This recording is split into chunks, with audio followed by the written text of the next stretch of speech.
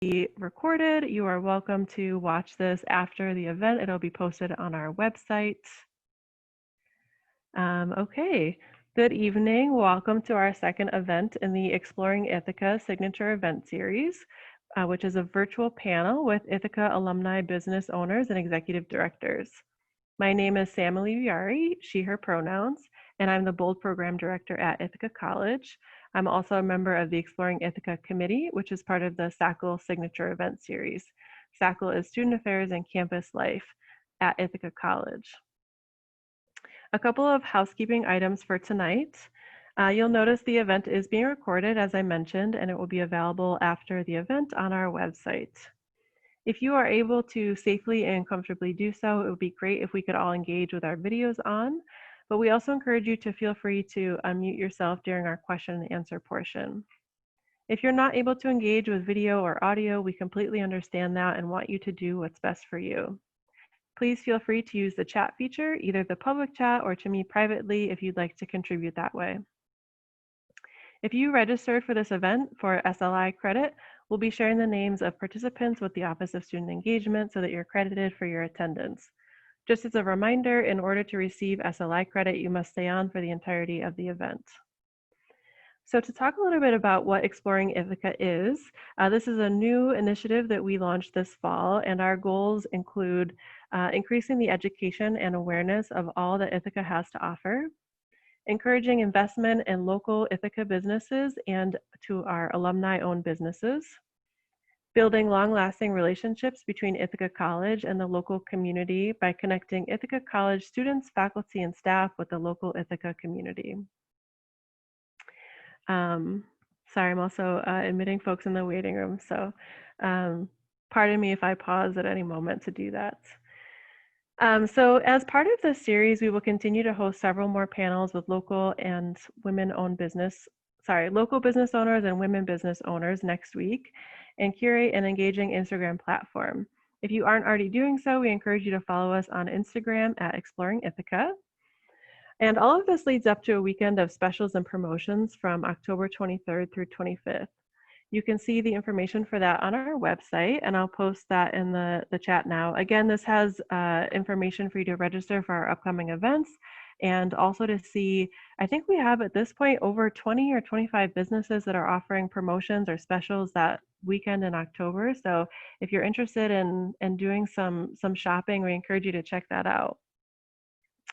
The second link that I'm about to post, if you are an Ithaca College student attending the event tonight, I ask that you please take just 2 seconds to fill out your name and email address on this form. For any students that are here tonight, you can enter a raffle to win an incredible prize.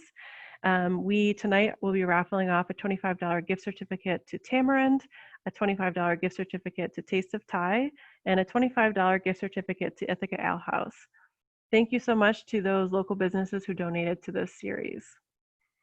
Okay, let's get started. I'm so excited that you all have joined us tonight for what I'm sure will be an interesting and engaging conversation with our panelists. Tonight we welcome 4 panelists, including Rita, class of 2016, and owner of Malaika Apparel Company. Company or corporation, or just co? Co. The co actually stands for collective. Collective. Fun fact. Thanks so much, Rita. Sorry about that. We have Brett Bossard, class of 95, Executive Director of Cinemapolis. Heather Lane, class of 2010 when she graduated with her MBA, and owner of Purity Ice Cream. And Doug Levine, class of 98 undergrad, and he received his MBA from IC in 2004 as well. He's the Executive Director of the Ithaca State Theater. So I'll have a series of questions for you all tonight, and then we'll open it up for question and answer from any of our panelists. Again, please feel free to post your questions in the chat throughout or send me a private message directly. So to get us started, at this time, I'd like you all to introduce yourselves. So please tell us a little bit about yourself and your business. We'll start with Rita. Hi, everyone. My name is Rita Bunatal. I graduated in 2016. I graduated with a BS in Communication Management Design with minors in African Diaspora Studies and Communication Studies. Shortly after that, I moved out to Brooklyn to continue running my business. I started my business in Ithaca while I was a student in Ithaca College in 2015, and actually launched it while I was a part of the POC at IC movement, which some folks on the call might be familiar with. And yeah, that's we can talk about that later. I'll go into probably later with the questions, but yeah. Thanks, Rita. All right, how about Doug? All right. Good evening, everyone. My name is Doug Levine. He, him, his. I grew up in Philadelphia, Pennsylvania, and came to Ithaca, New York, in the fall of 1994. Absolutely fell in love with this area, literally like within the first month that I was here. So when I graduated in '98, I made it my mission to actually find a job in Ithaca. So I did manage to do that. I worked for a small audio company. I've always had a love of music. So I was working for a small audio production company here in Ithaca. Started getting involved with a local rock band. I have no musical talent whatsoever, but I love music and I always had a business sense. So I started managing a rock band. I went back to Ithaca College in 2003 for my MBA, but I was managing this rock band as well. And I remember the day after I graduated in 2004 of my master's, I took the band on our first European tour. For 2 weeks, we went to Europe, and then we actually followed with a 3-week tour the following summer. I've been the executive director. So I did the rock band thing for a little while, and it's not as amazing as, I mean, it's a fun life, but it's also pretty stressful, like traveling all the time. So I always had my eye on the State Theater in Ithaca, New York. And actually, the State Theater, I remember experiencing it my freshman year and part of my sophomore year, 94, 95. But then it closed from 1995 to 2001. And there was a big dark hole in downtown Ithaca when it was closed. And I always had my eye on it. I always had like big dreams about the State Theater. Basically, when I heard that they were going to be reopening, actually they did reopen in 2001, but there was a lot of issues with it up until about 2008. And at the time I just said, hey, if you ever need a board member or someone to help guide it, let me know. And what happened was in 2008, 2009, there were basically the previous owners sold the organization, the building, to another organization, and they tapped me as their first executive director in the spring of 2009. So they said, hey, instead of becoming a board member, how about you run the whole place? So I've been doing this for 11 years. So we are a 501c3 not-for-profit that owns and operates this 92-year-old theater. We have 1,600 seats, and we average about 75 to 90 events a year and see close to 60,000 people come through our doors. Of course, that's in a normal non-pandemic year. Unfortunately, we've been closed down. Our last show was Graham Nash on March 7th, and we have not had a live show here since. And I can talk about some of the things that we've been doing since then. So that's all for now. I'm sure I'll answer more questions later. Thank you. Thanks, Doug. Heather, how about you? Hi, everyone. I'm Heather Lane. I always say I have the sweetest job in town because I get to run Purity Ice Cream. I just finished my 23rd summer, the weirdest summer ever, but we did it, and I'm proud that we did, and we're fine, and it tells you to just keep going when things get tough, doesn't it? So what can I tell you? Hopefully you've all come to Purity, and it's a wild and woolly place. It's been a lot of fun growing it. When we first bought it, it was a little smaller. We manufactured the ice cream there, and we have flipped the business, and we are more busy at our retail shop, and we pay someone to make our ice cream for us now. So it's called co-packing. And so the business is slightly different, but still the same delicious product. And I've added things as I went so that it could become a thriving, financially stable business. And that has been a lot of work. And I'm sure we'll hear about it over the time. I used my 2010 MBA at IC, and I have put it to such good use. One of the reasons I went to IC was I did a lot of I had a lot of great business opportunities and had owned my own restaurant and did a few other things with other people. But I always worked from my gut versus with data. So it's really important to know your numbers and work hard with those numbers and use that to drive some of your things versus all your love and passion. So you have to really use that data more. And so it was my goal with my MBA to become more of a numbers person and use that for my decisions. Not all of it, of course, that's boring. And it worked. And it worked, and it has really helped me. So I always am thankful for Ithaca College and the ability to look at it with different goggles on. So. Thanks, Heather. I know we have some business students here tonight that probably Good. really enjoy hearing that message. Good, I'm sure. Take Elka's finance class. Okay, Brett. Hi, everyone. Thanks for having me here. I'm Brett Bozzard, he, him pronouns, and I am the executive director of Cinemapolis, which is Ithaca's member-supported independent movie theater. We specialize in showing indie, international, locally produced films, documentaries. We have currently now we have a 5-screen little multiplex in the heart of downtown Ithaca. If for first-year students who haven't had a chance to visit yet, we are just off the Ithaca Commons, and we have been in that location for the last about 11 years. I've been with the organization for the past 7, but Cinemapolis has been a fixture in Ithaca for 34 years. We opened in 1986 as a owner-operated 2-screen, actually started as a 1-screen, which quickly expanded to a 2-screen movie theater in the basement of Center Ithaca, which is the shopping center in the middle of the Commons. For those of you who are park students, you will know that the studio, the transmedia studio, which is in that space now, occupies a portion of what used to be our movie theater. So we also operated a place called Fall Creek Pictures, which is out near where North Star Public House is now. But we've been really providing a community service for many years, and for the last 20 now as a nonprofit organization.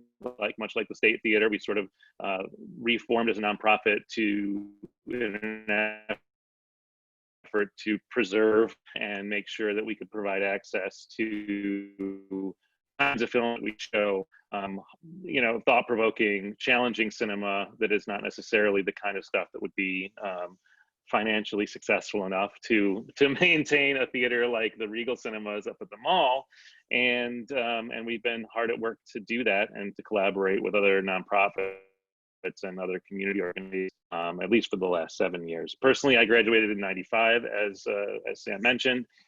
I graduated from the Park School with a degree in television and radio. I was studying screenwriting at the time, and I worked in broadcasting for several years after graduating, and really didn't discover even the existence of arts administration as the kind of job that one could have until I went to grad school, and bounced around between museums out in Ohio and here in upstate in Auburn. And then for the last, I would guess, 15 years, I've been working in nonprofit arts organizations here in Ithaca. Much like Doug, my wife and I fell in love with this place when we were students here and eventually came back. So prior to being at the cinema, I was the executive director of the Arts Council for Tompkins County. So we were making grants to artists and arts organizations in the community. It's called the Community Arts Partnership of Tompkins County. And I've also worked for the Hangar Theater and worked for the Kitchen Theater in various capacities.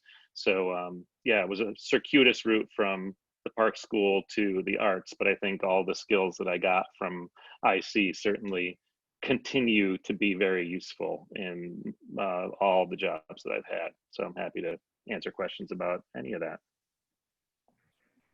Thank you, Brent. Thank you all of you to all of you. As a reminder, any participants, feel free to post questions in the chat at any time or send me private questions if you'd like. And I think a couple of you might have already touched on this. Certainly feel free to elaborate, but I would love to hear about what inspired you to either start your business or get involved with the business that you're with now. And Rita, I know you started to allude to your time here at IC, your senior year, and Mhm. starting your business actually while you were still a student. Can you talk a little bit more about what inspired that? Yeah, absolutely. So man, a lot. I feel like I grew up so much at IC, like when I went there. So a little bit about me and my background because it makes sense to the whole thing. So I grew up in Dallas, Texas, born and raised, and my family moved to Ghana when I was 14.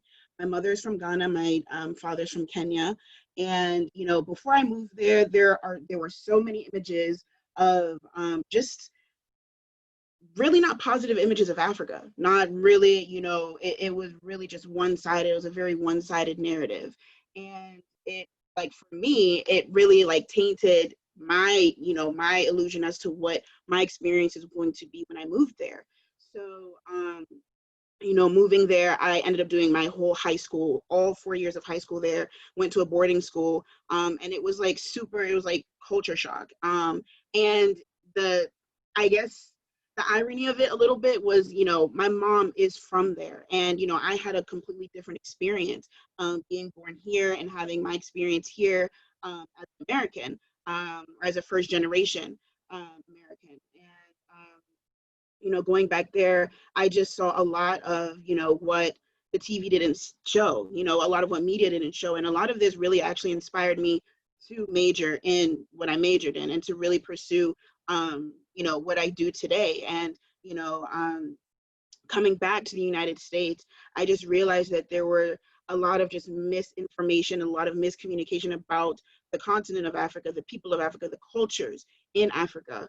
And so I joined when I came back to ICE, when I came back to the United States, started college at Ithaca College in 2012, and just really realized as kind of a growing adult that, my perception as to what Africa is as an American isn't what it was when I, moved there. So I joined the African Students Association my first or second year, and I was the PR chair, and I was just really dedicated to just telling stories. And really, because of that experience, I was just really passionate about that.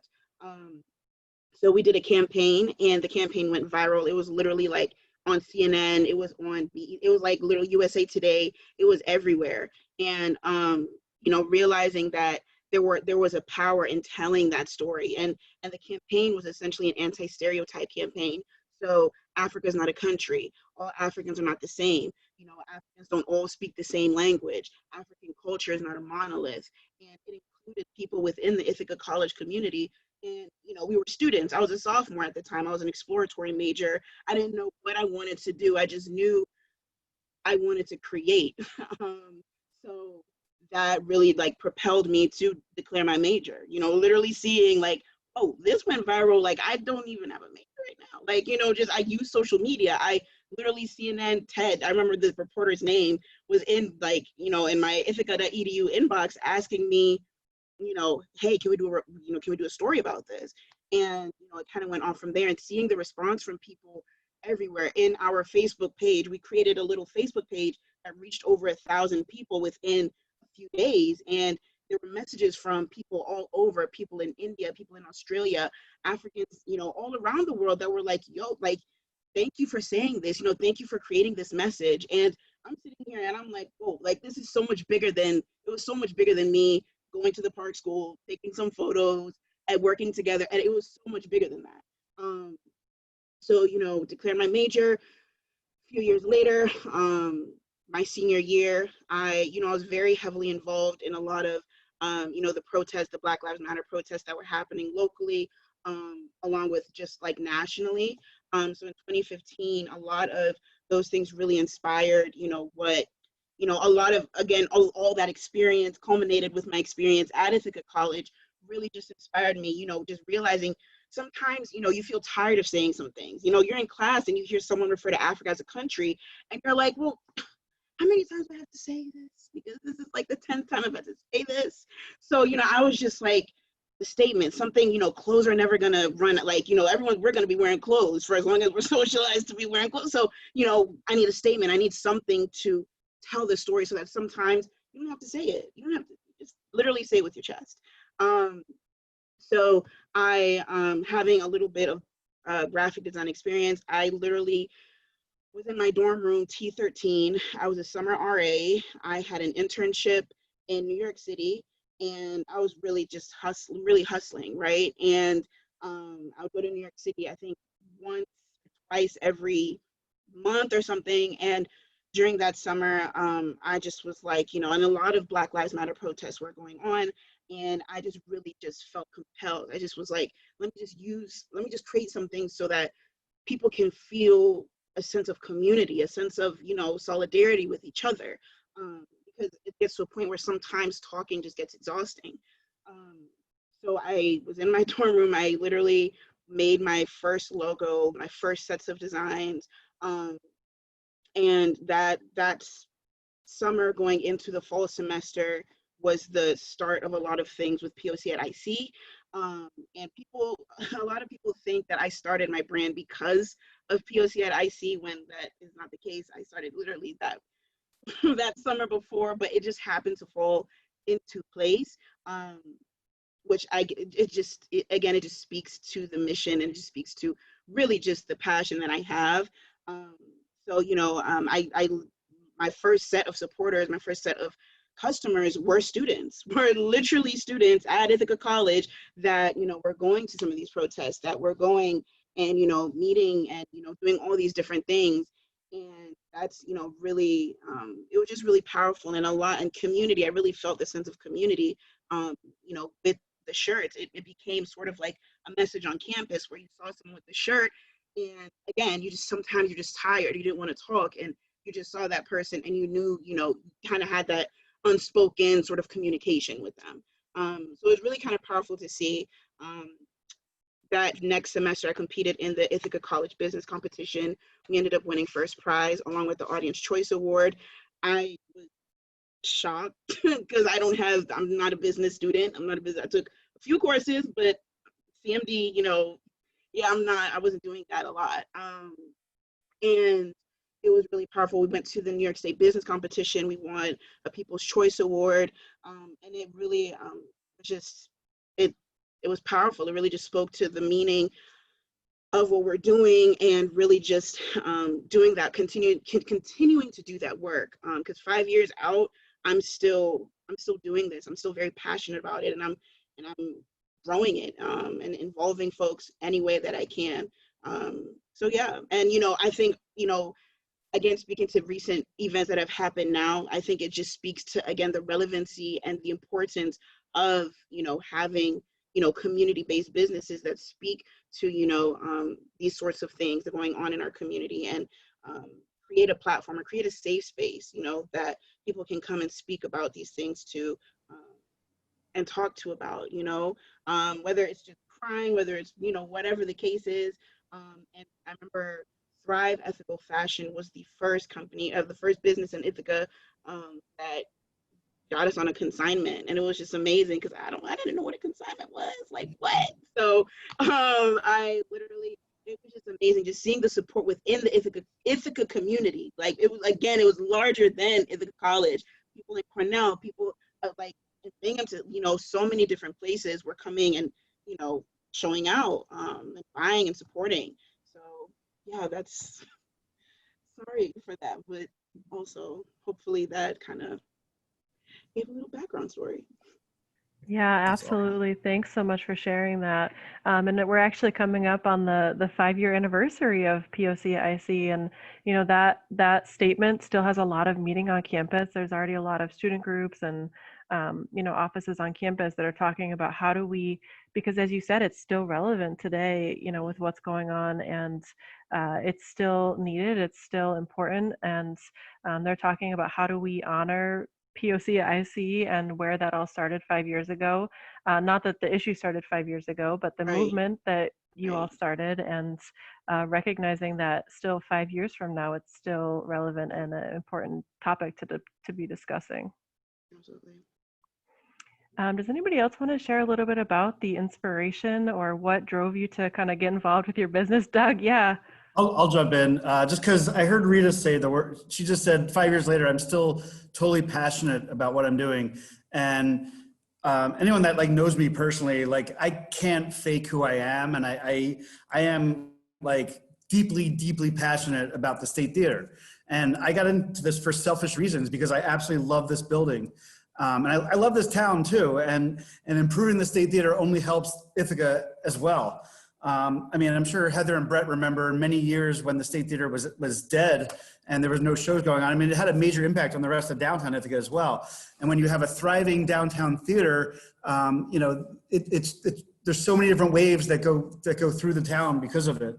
And I will say, on a sad note right now, like I said, we've been closed down since March 7th, and I'm seeing the opposite. You know, us being closed down is having some not so great, not great impact on downtown Ithaca. Like the nightlife of Ithaca is totally different now than it was 7 months ago. But just to circle around to what Rita was saying, you know, if you're going to devote your life to doing something, like dive in feet first and do something that you want to be doing, that you love doing, that you're absolutely passionate about doing. You know, in normal times, I mean, I'm always amazed at the end of the day that like, how is it this time already? Like I'm never staring at my watch, like with it being, I'm never bored here basically. There's always something to do. And really, I don't feel like I have enough time in my day to get done everything I want to get done. So so I got into this just following my passion, following, you know, my hopes and dreams. And I mean, even, you know, being able, I mean, it's one thing to take care of this building. Another aspect of this is bringing in these amazing world-class artists and, you know, rubbing shoulders with them and, you know, having Paula Poundstone, like send me a birthday note. And, you know, I'm like, I can call like these mega stars, people that I idolized growing up, like are like friends of mine now, which is still something that blows my mind too. So yeah, that's just, I just followed my passion. That's how I got involved with this. So I really love that. I'm going to keep going with that because, and it isn't always like Rita, it's not always that, you know, that's what you're starting or that's what you're doing. But before I married my husband, we used to go to Purity and we used to sit there and have Sundays and share them. And we would sit there and say, what would you do to this place to make it different? And I call it entrepreneurship-itis, okay? And we'll still go to other places and go, oh, but if only, like we know it all. We don't, okay? But this is how you get in trouble. And so literally my passion for Purity was started so long ago. And I had opened my restaurant and my husband had a software company and we both were entrepreneurs and we were doing our business. And we would go on a hike and we'd go to Purity. We'd go, you know, to the movies and we'd go to Purity. And so one day he just looked at me and said, do you want to buy Purity? And I said, no, I don't want to buy Purity. What do I know about dairy, right? He goes, you love food, you love people, you love running things, right? So we had sent a letter asking the people. It wasn't for sale. And we sent a letter asking them if they would like to sell. So you sometimes can create your own work simply by suggesting maybe they wanted to sell. So they didn't initially, and you know, there was some work in between there, but about 2 years later, Bruce, I had a restaurant and Bruce said, Heather, let's go sailing. And I said, okay, Tuesday I don't work. So Tuesday night we were going to go sailing. Someone called in. So as an owner and as an entrepreneur, if someone calls in, guess what? The buck stops with you and you go into work. So I went into work and I said to Bruce, I can't go sailing with you tonight. I have to work. And he's like, what do you mean? And he never cares. He knows, he works all the time and he understands you have to work. And he goes, you have to come with me tonight. And I said, I can't, I gotta do the job. So, all right, at 8:30, he calls and he says, come to Purity and have an ice cream with me. So I went to Purity before I closed up and I had an ice cream with him. And he got down on his knees and asked me to marry him. Now I don't own Purity at this point. And it was simply because he was going to on the sailboat.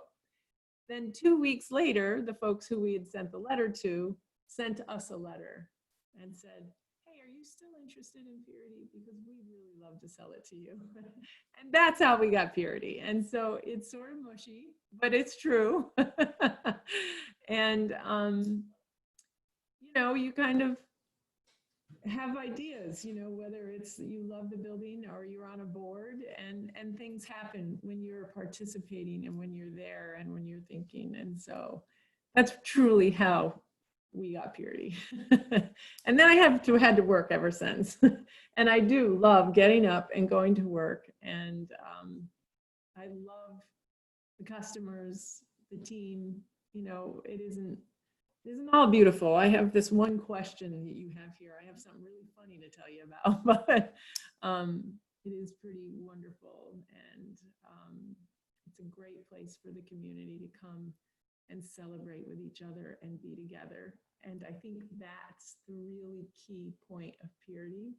And the good ice cream goes along with that. So that's what I always say about it. So. That's such a great like personal connection that you'll have with Purity forever, whether you're, you know, you continue to be the owners or not. Yeah, and it's so goofy. No one can believe it, but it's totally true. So.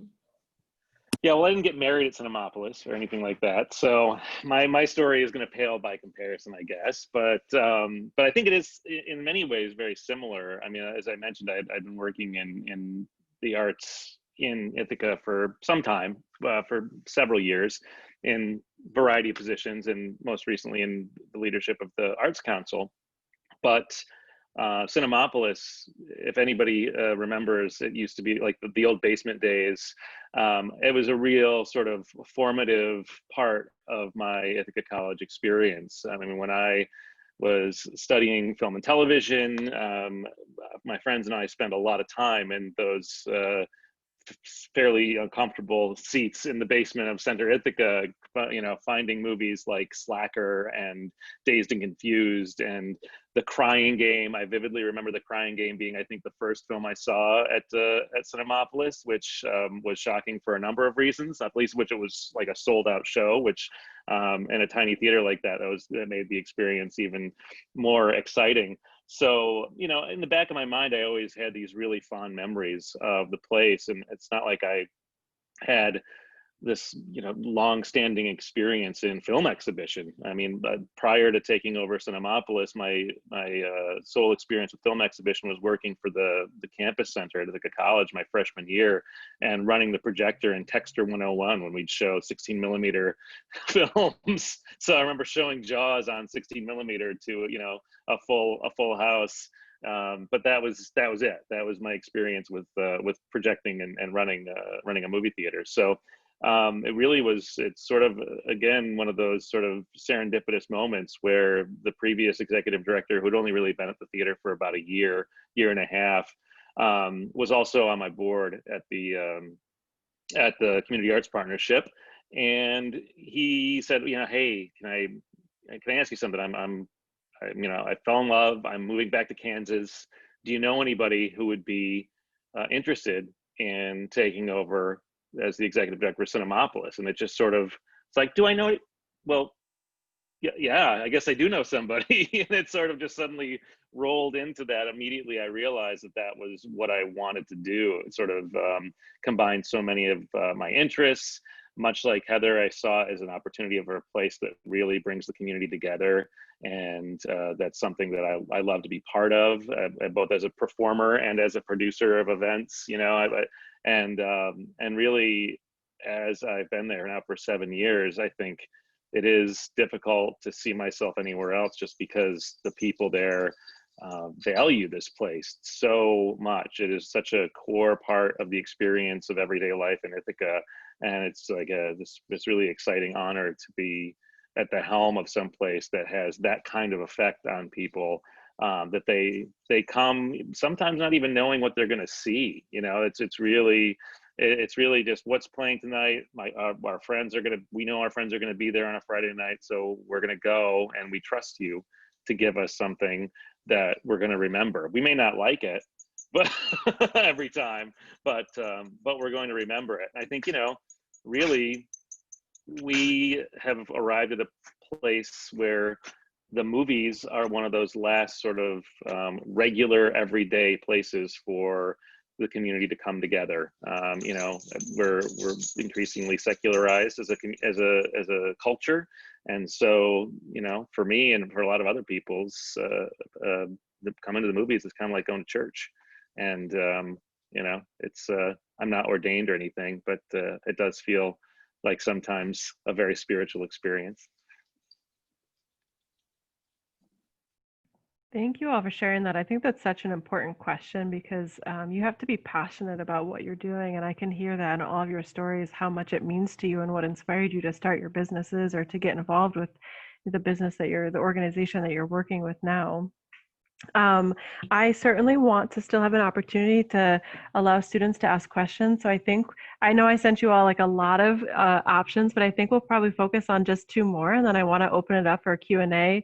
But like Heather, there was one in particular you said you want to answer. So if one of the ones I ask isn't that one, feel free to share something else. But I would love for you to share with our attendees today, how can we get involved in your business? Specifically, I'm wondering about like opportunities for collaboration or volunteers or internships or jobs that you might offer. Yeah, absolutely. With Malaika, I have been slowly expanding. Even when I was at Ithaca, I was always, you know, working with folks, collaborating. I think right now we're in the process of looking for interns. We will be in the process in the very near future, providing paid internships for a few folks. We will be partnering. We have a partnership with the Brooklyn Community Pride Center, and that program essentially helps to provide internships, 8-week-long paid internships to youth from New York City residents, New York State residents as well, that identify as LGBTQ. And it has been an amazing program. We've been working with them for the past 3 years.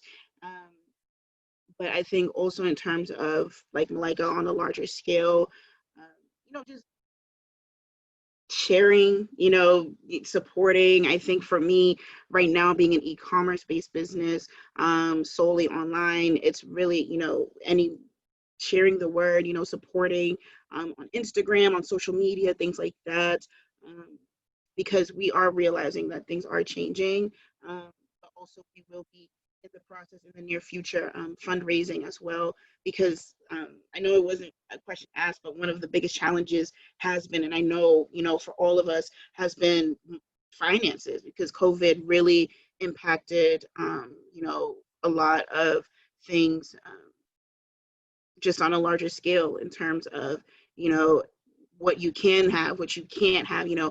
And for me, being a clothing business, you know, it's so many different things that I just had to shut down and just had to stop doing because it was just not financially feasible. And also just being so I'm, you know, I'm doing it by myself, you know, here in Brooklyn and stuff like that. So definitely, you know, the support, even telling other people about Malaika, and telling other people about what we do, word of mouth, has been one of the most powerful tools for us, I would say, to date. So, you know, keep, you know, talking about us, tell your friends, tell your family, and really just, you know, join us and support, you know, what we're doing, and come and learn about what we're doing and be a part of it. Yeah. So I got to preface this with, like, in normal times, of course, but so the State Theater, like I said, we do about in anywhere from 75 up to like 95, sometimes up to 100 shows a year. And we actually have a large volunteer organization, a group of volunteers, basically, the State Theater volunteers, that we need volunteers basically to get through our shows. They usher, they sell concessions. There's many different volunteer jobs for every show of the State Theater. And we actually do have a number of students. I mean, I will say that most of our volunteers are of like retired age, but we definitely have some students as well.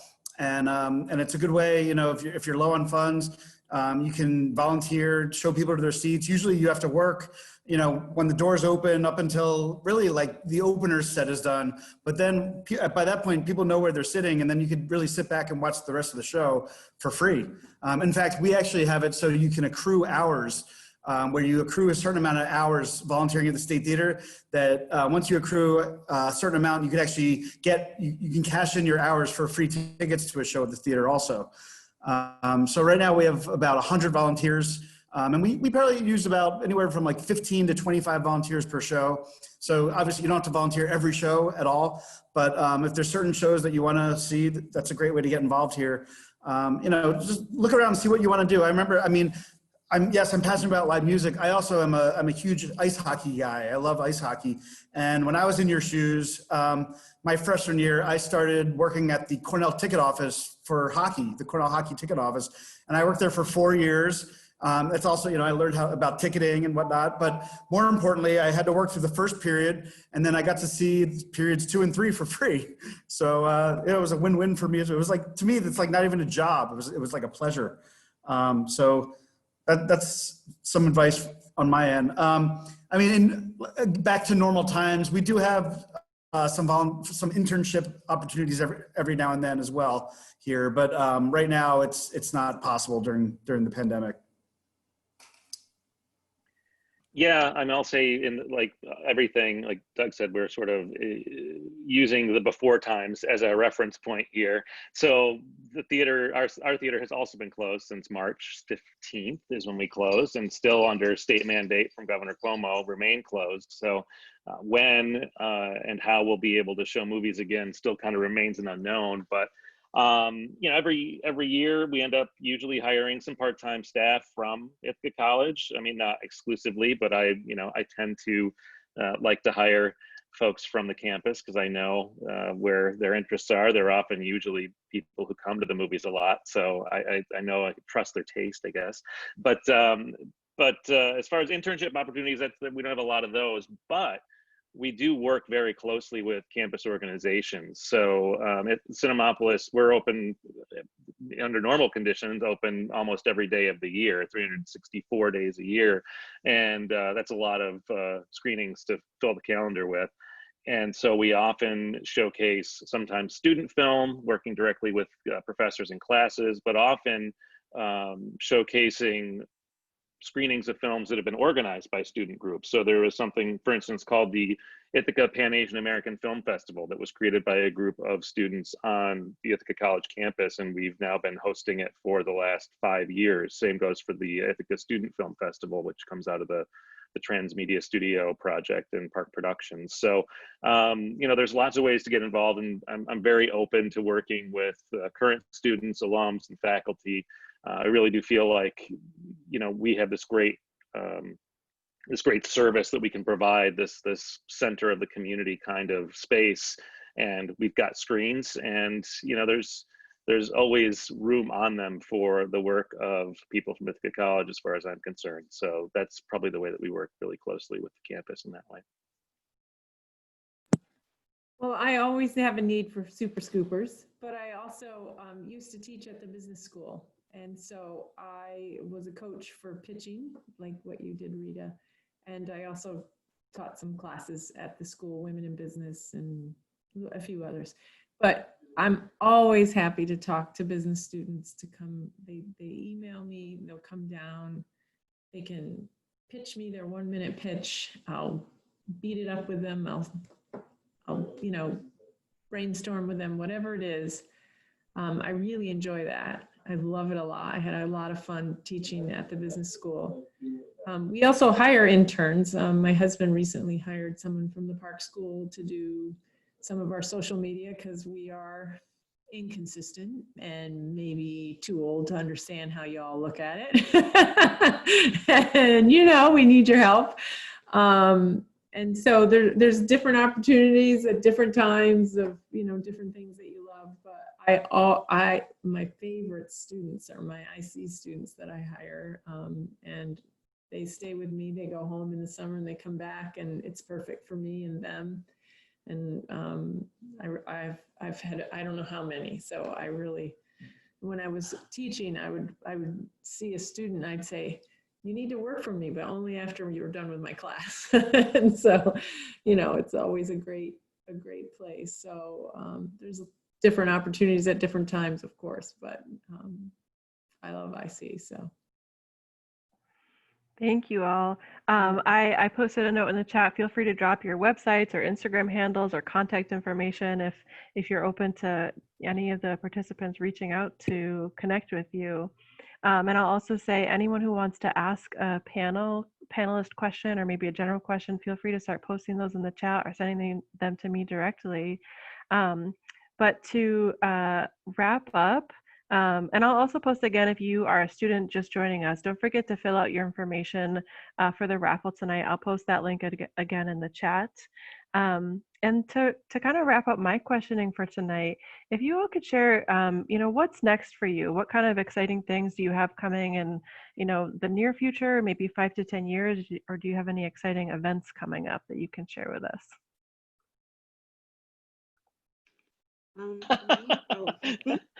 I think you just made Doug cry.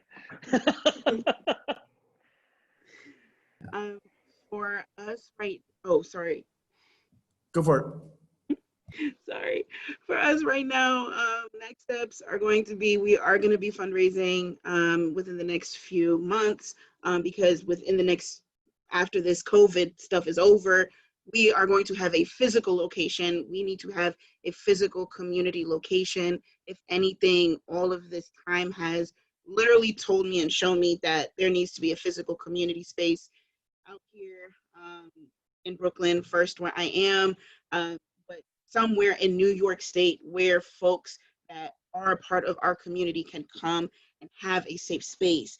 So we will be doing that. That is next steps for us. And, just praying that this COVID stuff, gets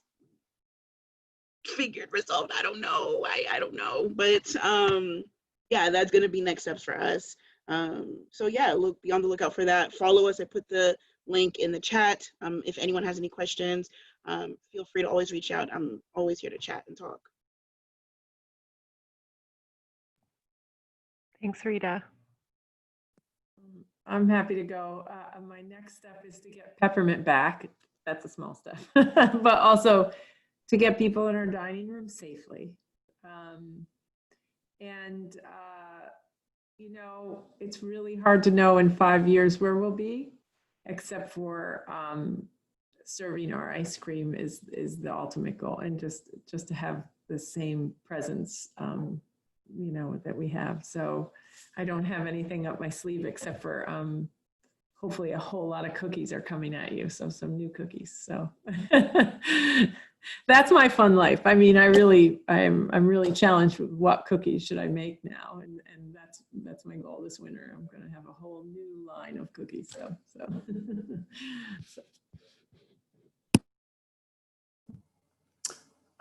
Brett, I hope you don't mind me jumping in here. So like Brett said, we have been closed down. My last show was March 7th. We had Graham Nash, and then we had March 13th, 14th, 15th, 16th. We had 4 sold out or almost sold out. We're about to sell out shows in a row that all just went away.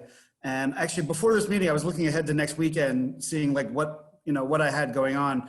I mean, first of all, I am like extremely well rested right now because I'm used to fall being like at the theater till 2 in the morning, and then waking up at 8 a.m. to drive my kids to hockey practice. Just crazy. And it's weird. My body doesn't know what to do with itself.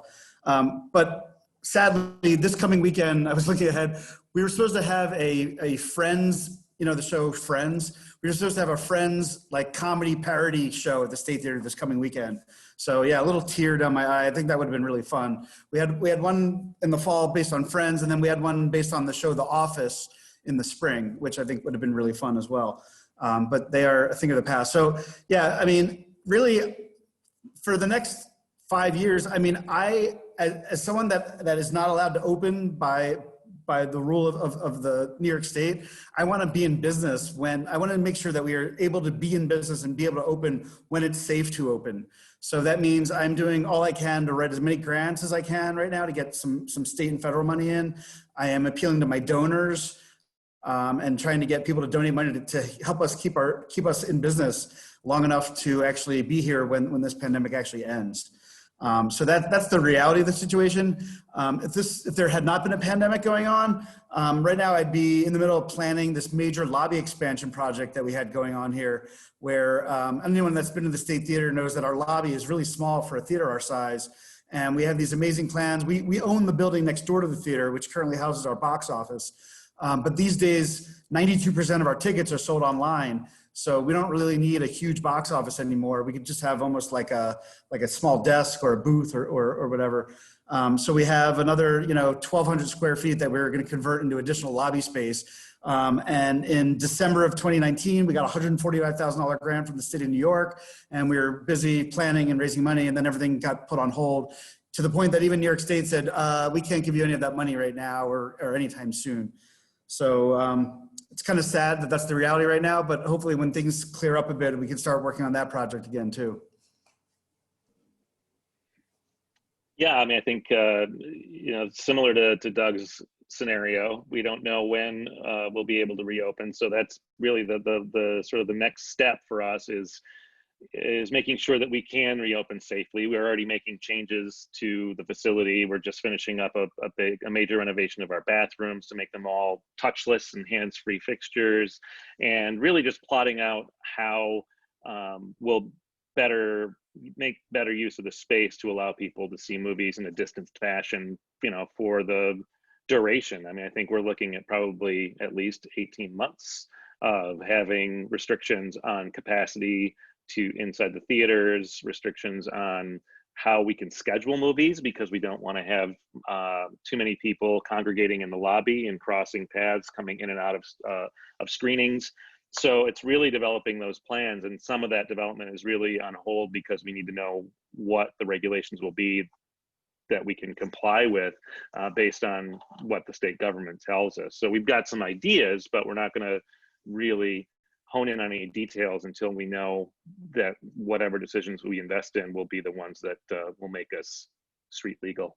So yeah, that's the next 5 years is making sure that there will still be a movie-going, a culture of movie-going in the United States, which I think there will be. I'm not worried about that. There's a lot of doom and gloom around that right now, and I think that's the natural proclivity for clickbait pessimism that is social media. So I feel actually kind of positive about that, because I think people are going to be really hungry for, as Rita said, community spaces, and that's really what we're providing. The art of film is the way that we get people there, but we're really providing a chance for people to come together and deal with the challenges of life in a way that is fun and thought-provoking and entertaining. So I don't think that need's going to go anywhere. It's just a matter of keeping the trickle of revenue coming until we can we can realize that vision again. Thank you all so much for sharing that. And, thank you for being here today, Rita, Doug, Heather, Brett. It's been so amazing to hear from you all. And I'm so glad to kind of get this, IC perspective as well.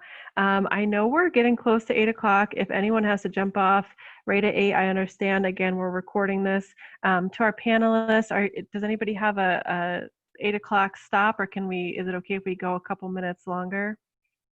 Okay. All right. We'll try to wrap up soon, but I do want to, does anybody have a question that they'd like to ask to any of our panelists or in general? I know I tried to incorporate some of the ones you already submitted ahead of time to the questions we shared with them, but thanks, Madeline.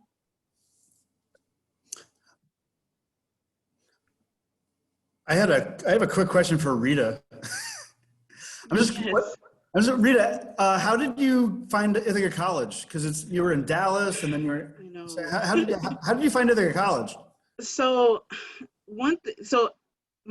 I've always wanted to come to school to New York. Like I wanted to come to New York. I just was the Southern girl in Texas. I just had the visions of New York is so beautiful. Honestly, I thought all of New York was gonna look like New York City. But moving to Ghana, it was like the school, like the decision process. It was just me really applying and really just interested. Initially, I actually wanted to do music. I was actually looking to study music, which is like a complete flip. But obviously, Ithaca College is very well known for um, music. So I had applied, and honestly, I didn't even know like what it looked like. I was like, I was just like, okay, New York, great. Like, oh my God, yes. So I was just excited about that. I didn't know that the winters were going to be what they were. Obviously coming from West Africa to New York City, was a lot. But we made it through.